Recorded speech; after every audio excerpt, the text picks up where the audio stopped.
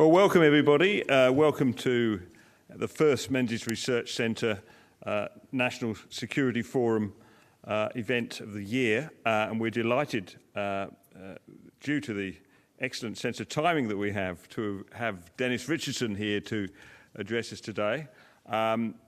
Few people have better place than Mr. Richardson, of course, to discuss the pressing defence and national security matters that are likely to be on top of the national agenda this year, starting, I think, tomorrow with the White Paper.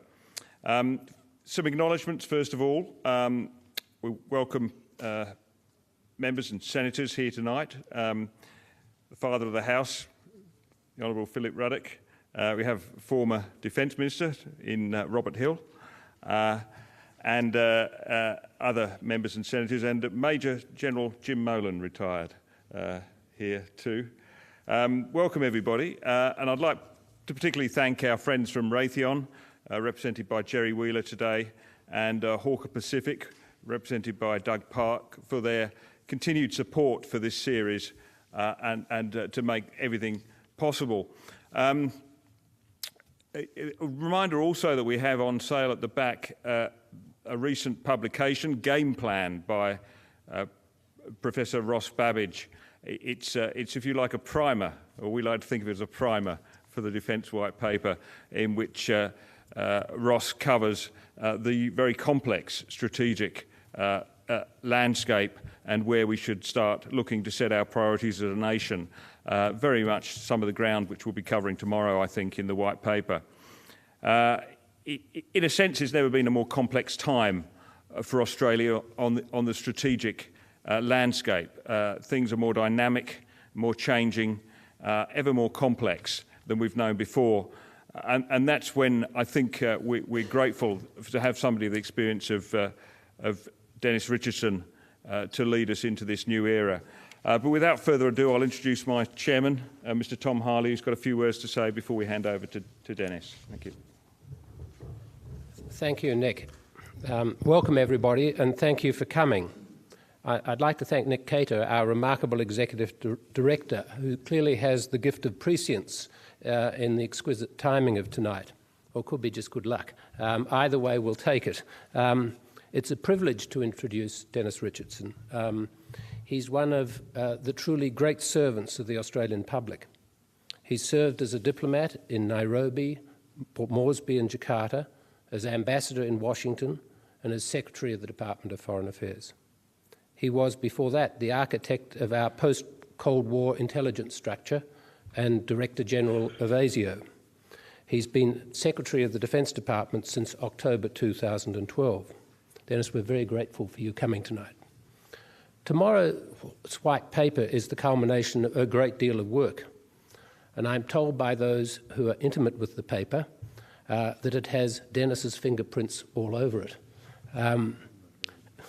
The anticipation around the paper is at several levels. Of course, our strategic priorities, our relations with our allies, what we mean to them, what we want of them, and our definition of threats. I have a particular interest in manufacturing and in advanced manufacturing, and I'll be looking to see how Australia can retool its manufacturing capability from the procurement programs to build a defence industry that can sustain our new kit and move innovation far closer to the centre of that industry, and of course deliver value for money for the Defence Department. Without further ado, I'd like to introduce Dennis Richardson. Thanks, Tom. I've been in this room a lot, and normally facing the other direction and lower down. Thanks, Tom, for putting me on a pedestal like this. If anyone wants a blessing at any time, I've never quite addressed a group of people sort of standing up on a height. However, it comes in handy. Look, hate to disappoint everyone. The timing is purely coincidental. If anyone's come along to hear about tomorrow's White Paper, you'll be very disappointed. I'm very happy to take any questions about the White Paper. However, I think you'll be able to anticipate my answers before you even ask the questions. I want to talk about something perhaps a bit more boring. I want to talk about the business of defence. I'll provide a strategic context for that and then talk a little bit about the people in defence, what we do or don't do, what our big challenges are, and a bit about the first principles review. And I note that Robert Hill is here, former Defence Minister, and Robert sits on the oversight board overseeing the implementation of the first principles review. So if I get anything there wrong, you will have someone to correct. Strategic context. I think there are two big global developments which really provide the strategic context within which we currently live as a country. One is the increasing amount of ungoverned space across the globe. If you go from parts of Afghanistan, parts of Iraq, Syria, Yemen, the Central African Republic, Somalia, Chad, Niger, Burkina Faso, Mali, Libya, and parts of northern Nigeria, you find an increasing amount of the globe fits into that broad definition of ungoverned space. And into those ungoverned spaces have tended to move groups with extremist ideology and groups which by and large want to use violence to achieve their ends, and they hide within Islam in an attempt to do that. That is relevant because, as a personal comment, this is not a government view, but as a personal comment, I believe that increasing that increasing scope of ungoverned space is going to see Australian forces committed to parts of the world which we don't often think much about today. If you look ahead over 20, 30 years, I suspect we will be at different points, parts of coalition, perhaps under the UN, which might need to respond to certain developments. Again, that's speculation on my part. That is not a government view of any sort. The second big strategic movement we see in the world, which shapes the context in which we live as a country, is the changing power relativities. And everyone's familiar with that. There's little that I can say about that that would be new to anyone. I suppose the point I would make is that it's the changing power relativities that are far more important in shaping our force design than what the increasing ungoverned spaces are. If you shape your forces to respond to the challenges of changing power relativities, you essentially have what you need to be part of coalitions if you need to go further afield. But if you shape your forces simply to be part of coalitions operating further afield, it's very difficult to retrofit those forces to respond to any particular pressures you might face closer to home. So the core of what drives defence considerations is changing power relativities and regional dynamics. And that forms the context in which defence does its business. And defence is big business. We have a total workforce of just under 100,000. We have around 18,000 public servants, 58,000 full-time ADF, 22,000 reservists, and around 17,000 service providers. This financial year, our budget is almost $32 billion, or about almost 7.5% of Commonwealth outlays, and just under 1.9% of GDP. We have the third largest computer network in Australia after Telstra and Optus. We maintain around 400 properties and over 2 million hectares of land, with a gross replacement value estimated at $68 billion. And this is reflected in the impact we have through our presence in regional Australia. For instance, in northern Australia, that is north of the Tropic of Capricorn, we spend between 1.5 and 2 billion a year. In 2012, Henry Ergus, who sometimes contributes to The Australian, wrote, and I quote, "The Australian Defence Force is held in a high regard, the Department of Defence is not." Fairly or unfairly, I think that is probably an accurate statement. So what do the 18,000 odd public servants actually do? The short answer is an amazing variety of jobs, from white to blue collar, from big cities to country towns in every state and territory. Around 10% of the public servants who work in defence work in intelligence agencies. They combat terrorism, working with other intelligence agencies such as ASIO and ASIS and the Federal Police. They provide cyber security, they gather secrets, and they provide analysis and assessments. Over 20% of the public servants in defence work in the science, technology, engineering and technical areas.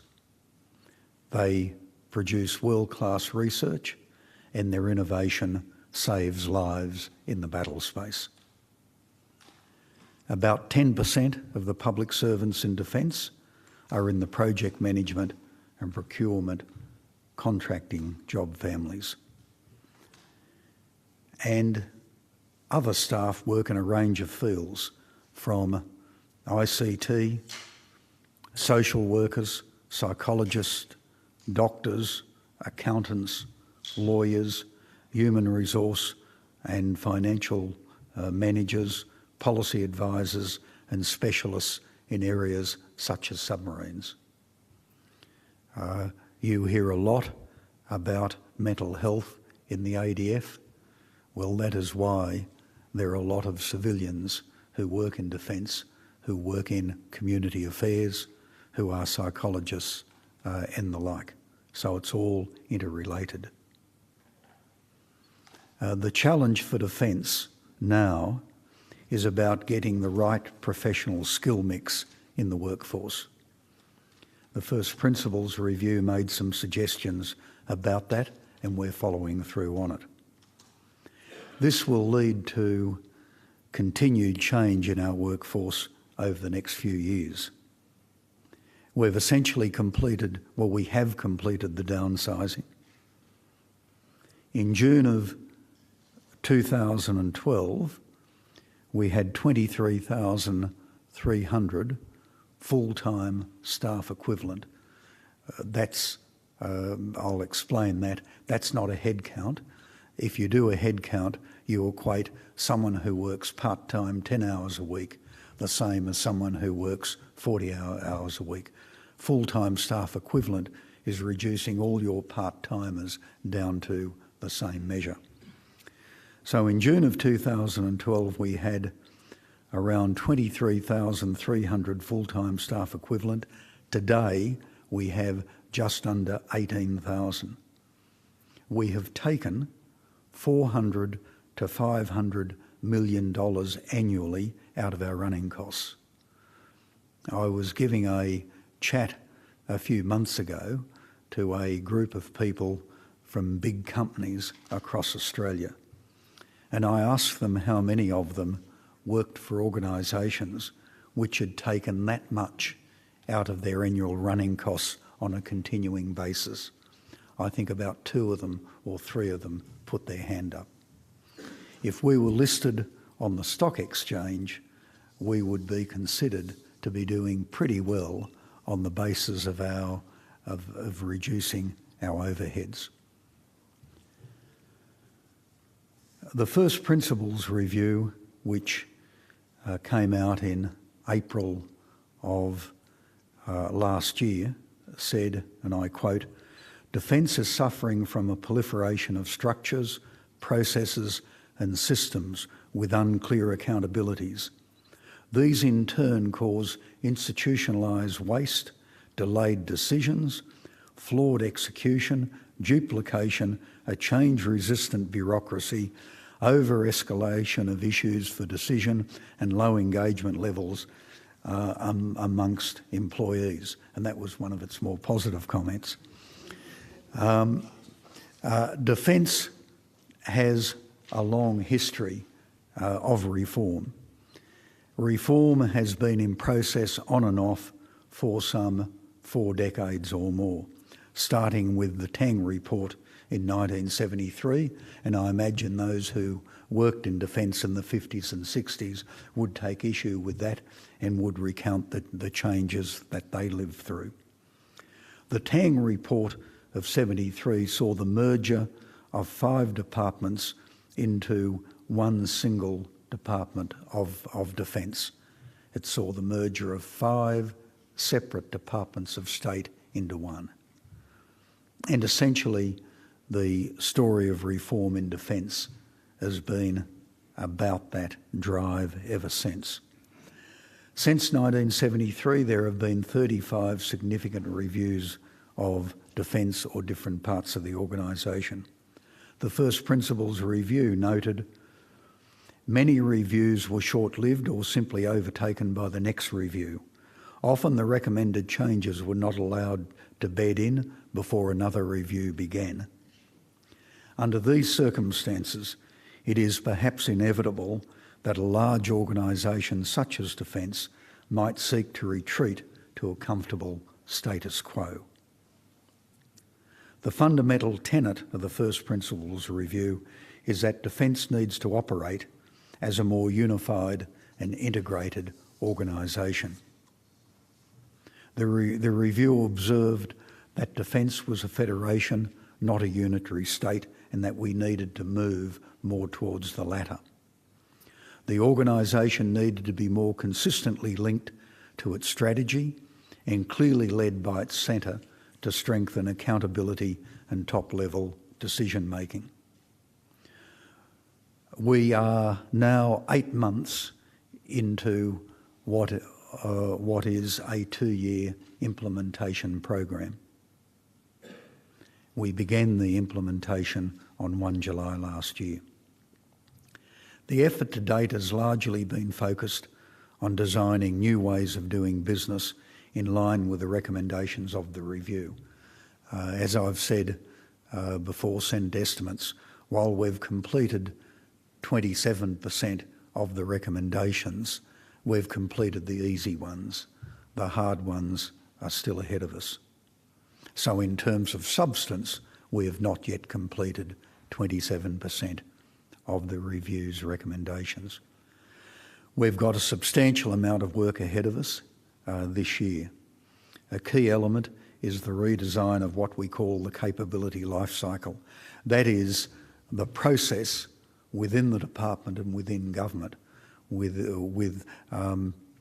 through which we take forward major investment proposals. And you're talking about billions of dollars. And we're still in the process of doing that. It will lead to more and early engagement with industry, as well as a lot of changes within the department, and that's not proving easy. Change of that magnitude is not always immediately embraced across an organisation the size of Defence. We've also, in 2016, about the creation of a strong strategic centre consistent with the recommendations in the review. That is designed to give us much clearer and unified direction, and the insertion of a strong contestability function in the department, which will help us build more robust business cases for government consideration. Both those recommendations are further down. I'm confident that we're on the right track in both of them, but the strong contestability function is integral to the capability life cycle, so one holds back the other. We're also on about better service delivery within Defence, which might be boring to most people outside of Defence, but when you've got a workforce of around 100,000 and a lot of people are dependent upon those services provided by others, it's important. So against this backdrop, it's fair to ask, what does Defence do well and what are the big challenges? First point to make is that we do a lot of things damn well. What the ADF and some APS, some public servants do in the field in Afghanistan, Iraq, South Sudan and the Sinai is done exceptionally well. I've already mentioned intelligence and scientific and technical research. And try telling the fighter in the field that these people and others are not essential to their endeavours. Try telling someone in the special services that the intelligence support they get and the intelligence provided to them by the intelligence agencies in Defence is not part of their frontline business.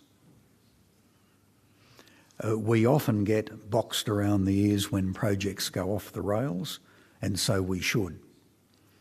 But we should also recognise the projects that are a huge success, such as the LHDs or the big amphibious ships that we now have. They're about 28,000 tonnes, the largest ships that the Australian Navy has ever had. They're 50% larger than the aircraft carrier we had in the HMAS Melbourne.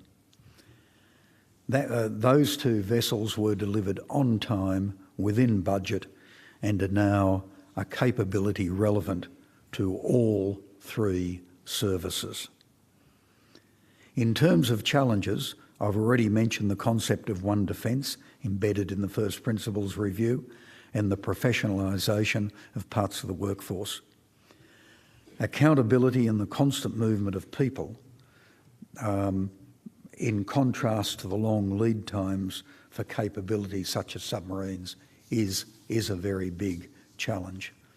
The size of Defence and long lead times in big projects too often allows individuals to avoid accountability. When you have projects with lead times of 10, 15, 20 years, and you come into the middle of that and something's gone dramatically wrong, it's very difficult to identify and find the person to strangle. It's because they've normally moved on very often they've been promoted, and so it becomes difficult to hold people to account, and that's a big theme in the First Principles Review, as it should be. Cultural change is a big thing. In 2010, we saw the release of Pathways to Change, which sought to address issues related to personal accountabilities and behaviours. We've undergone enormous cultural change and behavioural change, both in the ADF and the public service. but we do have an enduring challenge in these areas concerning diversity and the representation of women in our organisation. Cultural issues in defence have been the subject of a lot of recent media attention, and I'd be very happy to take questions on this afterwards if anyone is interested. I won't go into more detail now, but if anyone's got questions, I'm very happy to engage. We have great buying power. Our contracts are worth a lot of money. The dynamic, that sets up a dynamic which the former head of the Defence Material Organisation, Warren King, has described as the conspiracy of optimism. Our contracts are big, we therefore demand the impossible. The private sector wants our contracts, therefore they're prepared to sign up to the impossible. And that, I think, too often we see defence and industry tending to be unrealistic in both cost and schedule. We've got to get that right. We deal in big numbers, which means we can often overlook opportunities for small savings, which can create the wrong sort of culture towards resources. When you hear comments like, that will only save $100,000, it's not worthwhile. You can understand that when you're constantly dealing with billions.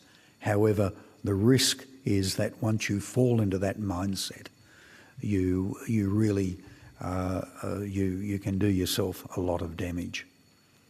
The biggest single challenge, however, is keeping the show on the road through a period of massive change. We have the first principles review, we have cultural change, we have the white paper and other issues on our plate.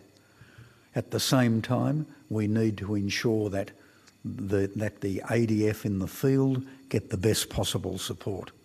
We need to ensure that the big projects continue to be delivered. We need to ensure that people get paid. That might sound pretty mundane, but if you miss the pay of someone in the SAS, you'll read about it in the papers. Miss the pay of a public servant and it doesn't matter. We need to meet budgetary requirements, and we need to manage the enormous estate effectively.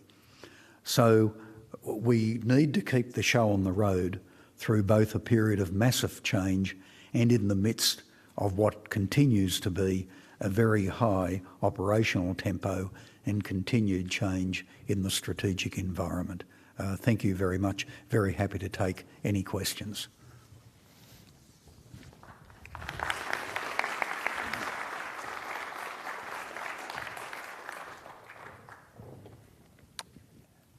Thank you very much, Dennis, for outlining that enormous challenge that you had. I wonder, I might just start, you talked about some of the challenges and of running a department like Defence. In terms of other departments you've worked for, think of Foreign Affairs, but perhaps Immigration. Is there something peculiarly difficult about Defence, or is it just a large organisation? A lot of it is a function of size. If you take communication, everyone here involved in any organisation realises the essentiality of communication. You can't have too much of it.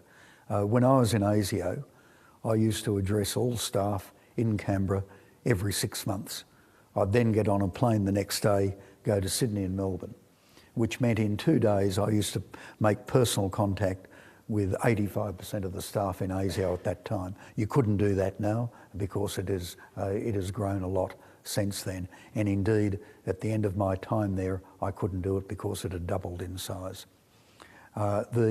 In Foreign Affairs and Trade, I used to have a monthly forum. Anyone in the department could come along and ask me any question of a policy or administrative nature. It'd get videoed, and anyone around the world who had nothing better to do with their time could look at it. However, Defence is too big for that. I have a a town hall somewhere in defence at least once every a month. I've had 70 to 80 town hall meetings in defence in the 3 years I've been there, covering every state and territory. However, if I spend 10 years doing that, which of course I won't, but if I spend 10 years doing it, I'd be getting back to the starting point. So how do you do your communication effectively in an organisation the size of defence? I haven't worked that out. A lot of people do social media within the organisation. I respect and understand that, but most people I know who do social media in an organisation of this size have someone else doing it for them, and I don't like doing that. So I still haven't got communication right in defence, and I suspect I'll leave the workforce still puzzling over that. You talked about the cultural change, the cultural challenges Yep. within defence. At the Menzies Research Centre, we did a project last year when we looked at Yep. gender diversity in the Liberal Party, and we were very fortunate. I think we had Mark Binskin came along and talked about defence. It did seem to me that the department in many ways can act almost as an exemplar of what we can achieve in the broader public service and the broader society. Would you say that's true? Look, I've got enormous respect for the leadership of the ADF. Most of the public attention has been focused on the ADF, sexual abuse, all of that. We also have challenges in the public service in defence. However, given that most of the media attention tends to get focused on the ADF, let me say